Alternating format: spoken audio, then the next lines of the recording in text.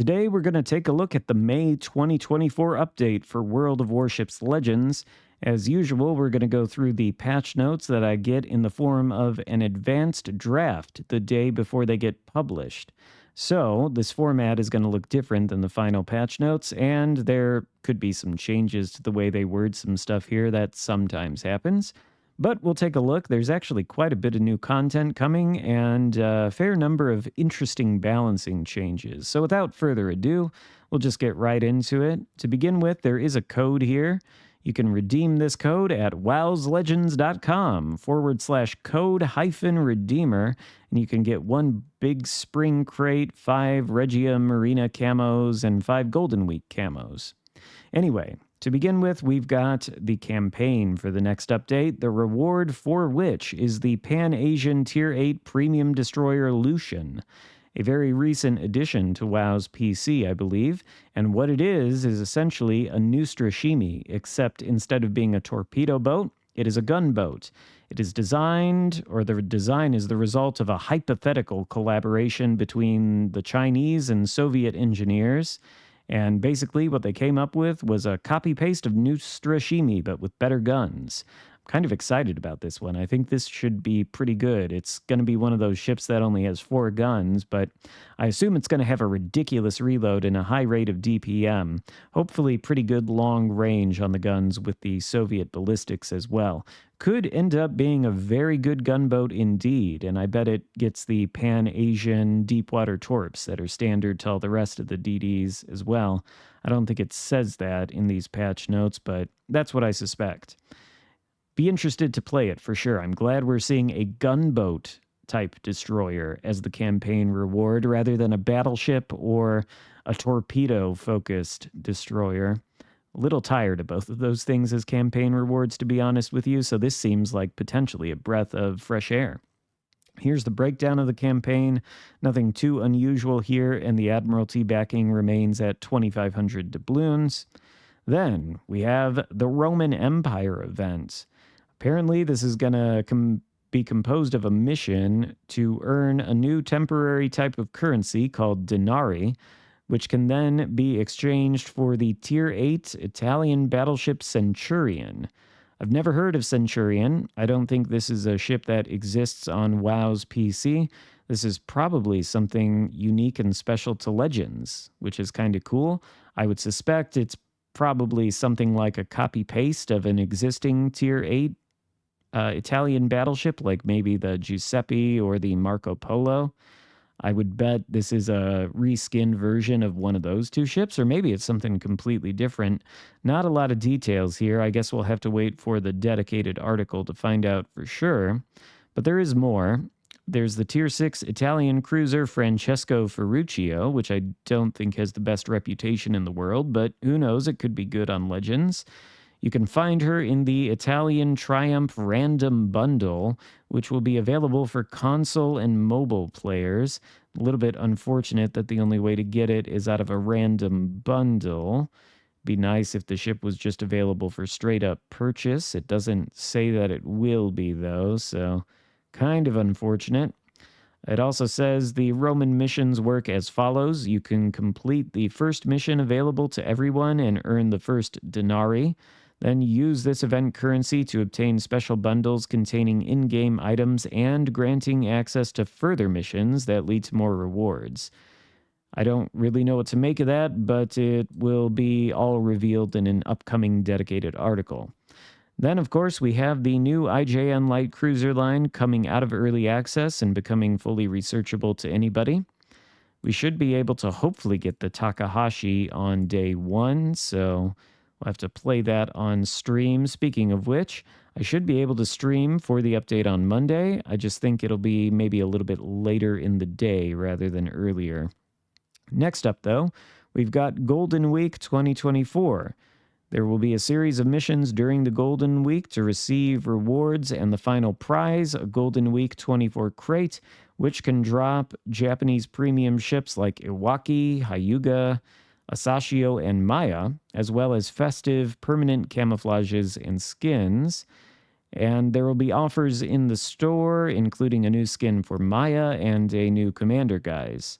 I hope this is the new skin for Maya. It looks like that IJN lacquer camo, which I think is one of the best looking camos in the game. We have it on Yamato and Hyuga already, maybe a couple others. I bet it'll look good on Maya too. And then we've got some more seasons of Brawl and Ranked. There will be dedicated articles on those. The Brawl runs from April 29th through May 13th. So it's available right when the update drops. And then Ranked May 14th through May 27th. Then Italian Legendary Tier Cruiser Venezia is coming to the Bureau. This is pretty exciting for me. When I started playing WoW's PC a couple years ago, the Italian Cruiser line was the first line I decided to grind. At the time, our Italian cruisers could only shoot AP and HE, so I wanted to see what they were like with SAP.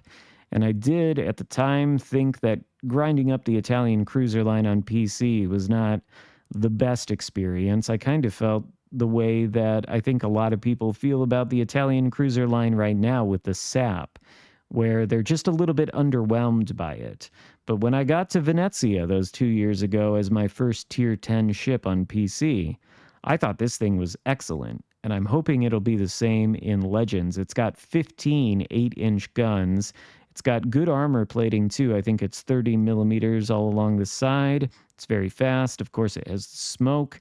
Should be a pretty interesting ship. I really am looking forward to playing it on Legends. Then, the cross-benefit, speaking of WoW's PC, the cross-benefit program is back. Basically, you sign up for this thing, and if you're primarily a Legends player, then playing Legends will grant you rewards in PC, and vice versa. So this will be useful to those of us who play both of the games, especially if we play Legends more like I do. Well, then it'll help you out a little bit on PC, which is kind of nice. There will be a dedicated article about it coming up in the future. I don't exactly know how to set it up, but all that information will be contained in the article. And back when I set it up for the first iteration, it was very easy. And then that's pretty much all there is to the patch notes, aside from the balance changes, which we'll get to next. There are a couple little bug fixes here and there that I don't think are very much worth highlighting. And even though the patch notes themselves are, fairly slim here, there is quite a bit of content coming. Quite a bit of new, interesting content. Venezia and Lucian are both things that I think will be very fun to play. But, balance article. Here we go. The Montana is getting a buff. The Montana, they say, is in the unfortunate position of being the lowest performing legendary tier battleship. To combat this and update her to more recent legendary tier standards, they're going to improve both the survivability and firepower. Montana is getting a buff to the Sigma. It's going to go from 1.85 to 1.9.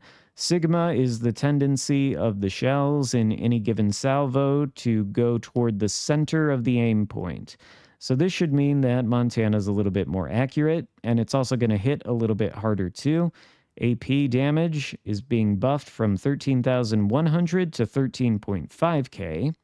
And then the overall HP is being buffed from 86 to 96k, nearly a 10k HP buff, just under 96,300. And at the same time, the HP pools for the bow, the casemate, and the stern are all being reduced. Pretty significantly, too, it looks like. I mean, look at this superstructure HP reduction, 10k to 3.9k. That seems pretty big. That means all these various different parts of the ship, when you hit them, are going to saturate a lot quicker. And once they get saturated, you start getting very diminished returns on the damage. So that should make the Montana significantly tankier from the looks of it. We'll have to see. But GK, a ship that I think has needed buffed for a long time, is finally getting a buff. Apparently, it's not the lowest performing battleship at the tier.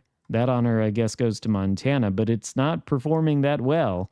So they're also buffing the HP, 95k to 105k, again, nearly a 10k HP buff, and also a HP reduction to the various parts of the ship, meaning they'll saturate much quicker.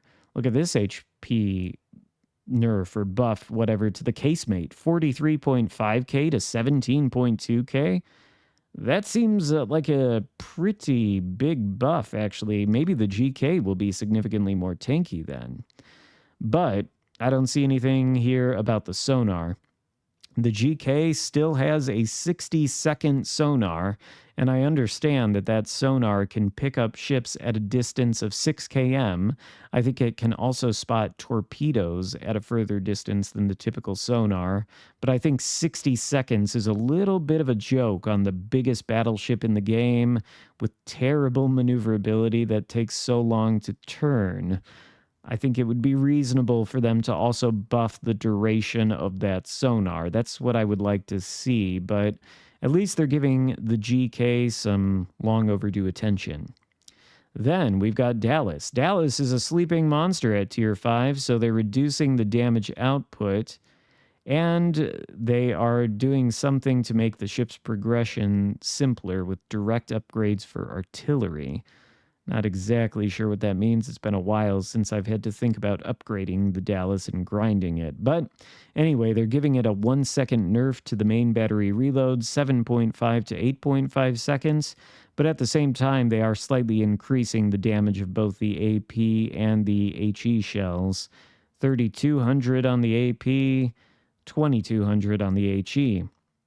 Helena is also getting some changes. Helena's incredible firepower is understood immediately by those who experience the 15 shell salvo induced significant emotional events she is known for. Okay, that's some interesting wording. This change should slightly reduce the regularity of shell salvo induced significant emotional events. Okay. So they're taking the opportunity to also make the ship's progression simpler. Again, I don't really know what that means, but they're actually buffing the reload time on the Helena. Upgraded reload time speed reduced from 9.5 to 9 seconds, and they are nerfing the damage output. So the opposite of what they're doing to Dallas then. Slight reload buff, slight damage nerf. Interesting. Marco Polo, the AP and HE main battery reload time is reduced to 29 seconds. Okay, that makes sense. And then the SAP/AP main battery reload time is reduced from 36 to 33. Seems good. Resistance is hull plating. Resistance at tier 6 leaves much to be desired. So they are increasing the bow and stern plating from 16 to 26 millimeters. Okay, so it won't be overmatched by literally everything anymore. Then Königsberg. The bow and stern plating is increased from 10 to 13 millimeters. And the torpedo bulkhead. Interesting, they're buffing the Königsberg and they're updating the armor model viewer. Huh. Okay. Well, then also minor armor updates. Mine CE and Königsberg are getting minor armor updates for their barbettes. Okay, fair enough. Commander skill changes. Master Mechanic. This skill, typically found on brawler commanders, is currently the best performing common skill for any battleship commander. Well, that makes sense. So seeing that, they are reducing the impact. They removed the skill's faster consumable cooldown time. Yeah, so you still get 5 heals out of it, but the heal doesn't reload faster. Fair enough, I suppose. Properly meticulous. Increased survivability of secondary battery, reduced secondary battery dispersion, enhanced secondary targeting duration increased. So a bit of a buff then to properly meticulous and a nerf to master mechanic, maybe in an attempt to get people to choose properly meticulous over master mechanic on the commanders where that is available. I'll need way more convincing than that. There's no way I'm going to choose properly meticulous over master mechanic in any case ever.